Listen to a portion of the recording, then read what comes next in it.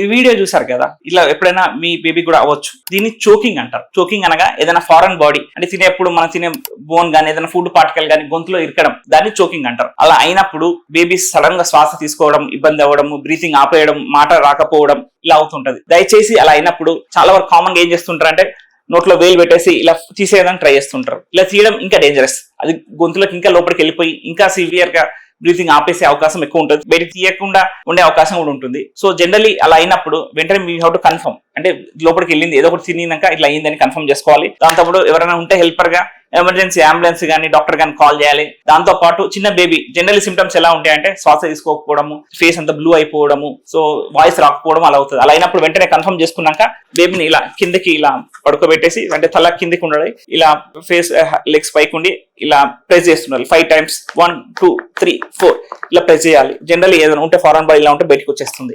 అప్పటికి రాలేదన్నప్పుడు ఇలా మళ్ళీ ఇట్లా ఉల్టా తిప్పేసి బేబీని ఇలా కిందకి పెట్టేసి పొట్ట దగ్గర మన చెస్ట్ జంక్షన్ లో 1 2 3 4 ఇలా ప్రెస్ చేస్తుండాలి. ప్రెస్ చేసినప్పుడు ఏదైనా ఉన్నప్పుడు బయటకు వచ్చేస్తుంటుంది. అదే పెద్ద పిల్లలు ఉన్నారనుకోండి, వాళ్ళకి టిపికల్ చోకింగ్ అయినప్పుడు ఇలా గొంతు పట్టుకుని ఇలా ఉంటారు, దాన్ని యూనివర్సల్ చోకింగ్ పొజిషన్ అంటారు. అలా ఉన్నప్పుడు ఆ బేబీస్ ని ఇలా ప్రెస్ చేస్తున్నారు 1 2 3 4 ఇలా ప్రెస్ చేస్తుండాలి. దీన్ని హెల్మించ్ మాన్యువర్ అంటారు. సో ఇలా కంటిన్యూస్ చేస్తూ ఉండాలి.